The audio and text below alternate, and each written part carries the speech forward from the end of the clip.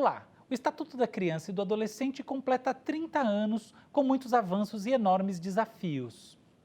E para falar com a gente sobre esse assunto, participam hoje do programa o advogado especialista em políticas de direitos humanos e segurança pública pela PUC São Paulo, Ariel de Castro Alves, e o gerente de advocacy, Itamar Batista Gonçalves, da Childhood Brasil, uma ONG da Fundação Internacional para a Infância, criada pela Rainha Sílvia da Suécia.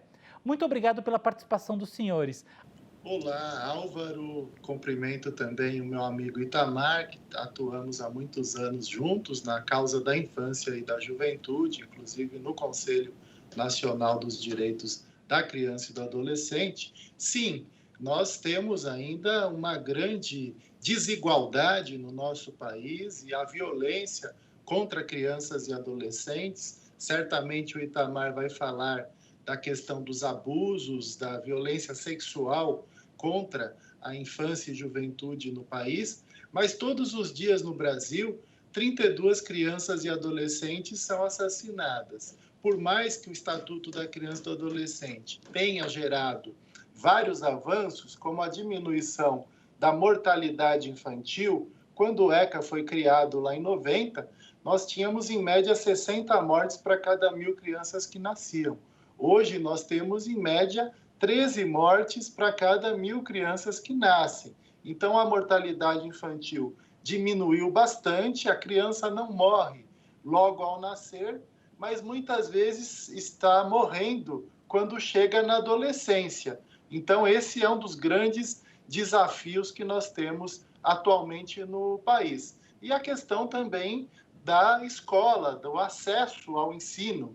Nós temos ainda milhões de crianças e adolescentes excluídas da educação, apesar que nós tivemos uma universalização do ensino, principalmente do ensino fundamental, também a ampliação de vagas no ensino médio. Então, hoje, 90% dos adolescentes conseguem vagas, acesso ao ensino médio, e 98% das crianças têm acesso ao ensino fundamental. Isso foi propiciado por meio do Estatuto da Criança e do Adolescente, pela atuação dos conselhos tutelares, ações das promotorias da infância e juventude e também decisões judiciais das varas de infância e juventude. Todos esses órgãos que compõem o chamado Sistema de Garantia de Direitos foram criados a partir do Estatuto da Criança e do Adolescente. Legal. Itamar, como você vê aí os desafios de ser criança e adolescente no Brasil hoje em dia? Olá, tudo bem, Álvaro? Cumprimento também o meu amigo Ariel, prazer estar com vocês. E os desafios são grandes, né? O que eu costumo dizer é que nós temos aí 30 anos de Estatuto da Criança e do Adolescente e antes do Estatuto era muito comum as práticas criminosas, né? Os crimes cometidos contra crianças e adolescentes, né? E dentre esses crimes, além desses estruturais que o Ariel já citou, como a educação, acesso à saúde, moradia, etc., nós tínhamos os crimes também, por exemplo, da violência doméstica contra as crianças e adolescentes, né? Então, se por um lado nós conseguimos universalizar, por exemplo, o acesso à educação, né, e principalmente à educação pública, reduzir o número da mortalidade infantil, em que pese que você ser adolescente, principalmente nas periferias, nas cidades mais periféricas do nosso país, significa que você tem uma chance em grande de ser abatido, né, de morrer e não conseguir ultrapassar a barreira e chegar à fase adulta, né? Também, com relação a violências, ainda continua, né? Só para se ter uma ideia, a cada 15 minutos, uma criança ou adolescente é vítima da violência sexual. E os números, né, basta nós olharmos para a questão desse isolamento social, os números com relação à violência física contra a criança, né? E aí eu estou falando todo tipo de violência, né? Desde um braço quebrado, a queimaduras com água fervente, queimaduras com ferro, castigos físicos, né, e humilhantes. Enfim, a violação à integridade física de crianças e adolescentes ainda é bastante comum, porque essas crianças elas não adquiriram ainda o patamar de sujeito de direitos, assim como está proposto no próprio Estatuto da Criança e do Adolescente. Por isso, sim, é um desafio se chegar à fase adulta, né? É um desafio ser criança ainda no nosso país, especialmente se você carece de recursos, né? E principalmente de recursos econômicos, mas também é um desafio você ser criança, mesmo tendo recursos, né? Porque a violência sexual, por exemplo, e esse número de a cada 15 minutos uma criança ou adolescente sofre abuso sexual no nosso país, ele é um número subnotificado, né? Portanto, esse número ele é muito maior se de fato as denúncias fossem feitas, né? E se de fato a investigação fosse realizada. Então, o desafio é grande. O Ariel cita aí o sistema de garantia de direitos, né? No entanto, ainda que é o coração do Estatuto da Criança e do Adolescente, mas a gente ainda tem que atuar com esse sistema de forma integrada e as pessoas precisam conhecer o que é o Estatuto, né? E o que é ser sujeito de direitos no nosso país.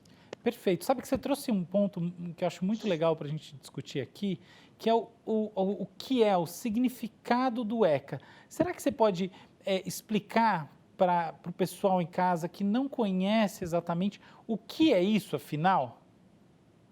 Ele eu poderia resumir dizendo que você sai de uma situação, a criança deixa de ser, né, crianças e adolescentes, portanto, nós estamos falando até os 18 anos, né, 17 anos e 11 meses, considerando crianças e adolescentes, crianças na faixa etária de 0 a 11 anos e adolescente de 12 anos aos 17 anos, né? E você deixa de ser um objeto, né, e de não ser pensado na política pública. Ao contrário, a própria Constituição e o próprio Estatuto da Criança e do Adolescente diz que, em primeiro lugar, ser criança e adolescente, você tem direito, né? É um direito desse sujeito de direito à proteção integral. Então, ao se pensar uma política pública, deveria se considerar a criança e o adolescente em primeiro lugar, tanto para se pensar no campo de direitos, né, e de garantia desses direitos, né, como os direitos básicos, né, e fundamentais, a escola, a saúde, a educação, etc., a alimentação, como os direitos também num atendimento, né? Então, receber um socorro, receber atendimento, por exemplo, na saúde, né? Essa criança ela tem primazia nesse atendimento, ela deve ser considerada e atendida em primeiro lugar. Quando você vai dar uma aula sobre o Estatuto e você tem que resumir o seu aspecto mais distintivo e mais importante, o que você traz à tona? Que o Estatuto da Criança e do Adolescente, conforme o Itamar citou, ele trata as crianças e adolescentes não mais como objetos de intervenção do Estado e das famílias, mas sim como sujeitos de direitos. E a grande mudança é que antes do Estatuto, com o Código de Menores, nós tínhamos a chamada doutrina da situação irregular. Então, eram menores em situação irregular. Usava esse termo pejorativo com relação às crianças e adolescentes. E quando se tinha uma menina explorada sexualmente, criança explorada no trabalho infantil, vítimas de violência, maus tratos, negligência, abandonos e mesmo adolescente envolvido com atos infracionais, eram tratados como menores em situação irregular, que deveriam ser objetos de intervenção dos adultos, da sociedade e do Estado.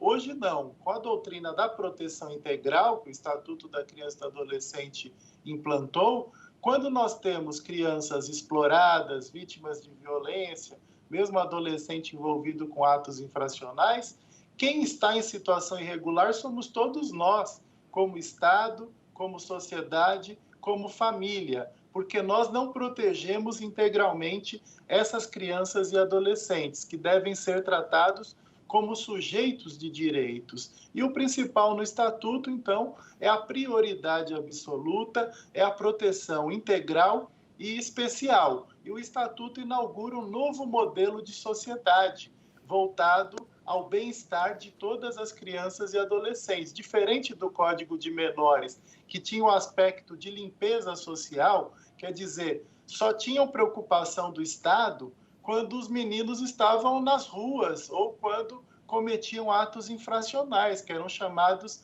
de menores abandonados ou delinquentes, e eram retirados do convívio social, porque geravam estorvo para os comerciantes, para as pessoas na sociedade, e eram colocados nas FEBEMs. Hoje nós temos o contrário, para se evitar crianças abandonadas, crianças vítimas de violência ou mesmo envolvidos com atos infracionais. Por isso que o ECA criou serviços, programas e políticas públicas voltadas à atenção integral às crianças e adolescentes.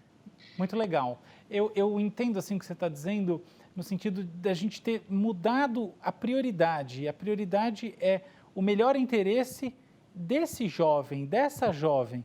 Aí eu penso o seguinte, que a gente está vivendo uma situação sui generis no Brasil, em que houve uma forte divisão da sociedade em torno do caso da menina que foi estuprada e acabou engravidando e, no final das contas, caminhou para a necessidade de fazer um aborto. Como você vê a questão do melhor interesse num caso como esse? Existiria qualquer discussão sobre se o melhor interesse dela está em poder fazer esse aborto? Ou você acha que não, que na verdade princípios religiosos, princípios que são fundamentalmente ligados a uma agenda conservadora deveriam de alguma maneira ter papel nesse debate? É fundamental que nós compreendamos, e a Constituição trata, que o Estado é laico, o Estado não tem uma religião. E nesse caso está muito claro, no Código Penal de 40 nós temos as previsões legais para o aborto. No caso de estupro, ainda mais num estupro de vulnerável, uma criança de 10 anos não tem um desenvolvimento físico e psicológico para cuidar de uma criança, ela tem que ser cuidada e não estar cuidando de uma outra criança. E, por isso, a previsão legal ali para o caso do aborto dessa menina de 10 anos. E o risco de vida foi verificado pelo sistema de saúde do Espírito Santo que ela estava desenvolvendo diabetes gestacional, havia risco à integridade e à vida dela. São duas previsões legais para o aborto acontecer. Agora, o atraso que passou das 22 semanas da gestação foi porque o sistema de saúde do Espírito Santo exigiu ordem judicial. Isso não tem também previsão legal. Tem portaria do Ministério da Saúde desde 2005 para que o serviço faça, independente de uma ordem judicial. E depois, mesmo com ordem judicial, o Hospital Universitário Federal, provavelmente por influências políticas do governo federal, não quis fazer. E ela, mais uma vez, foi revitimizada. E o Itamar vai poder falar muito da revitimização, que infelizmente é muito comum no sistema de proteção de crianças e adolescentes, que muitas vezes gera desproteção às crianças e adolescentes. Ela teve que ir lá para o Recife e daí foi chamado um grupo de fundamentalistas por uma ativista fascista e essas pessoas foram para frente do hospital chamar a menina de assassina. A menina teve que entrar no porta-malas de um veículo junto com a sua avó para entrar no hospital para realizar o procedimento. Isso é gravíssimo, isso é um pavor que algo possa acontecer depois de 30 anos do Estatuto da Criança e do Adolescente. Um caso assim mostra que todos nós fracassamos. Se ela foi abusada, estuprada dos 6 aos 10 anos, nós temos que nos perguntar onde nós estávamos enquanto sociedade, onde estavam os vizinhos, os demais familiares, o Conselho Tutelar, a Vara da Infância e Juventude. Demonstra que o sistema de proteção de crianças e adolescentes ainda é muito falho. Eu achei sua fala magistral, gostaria de bater palmas, mas não podendo fazer isso, eu vou ter que chamar um breve intervalo. Pessoal em casa, peço licença, mas daqui a pouco a gente volta.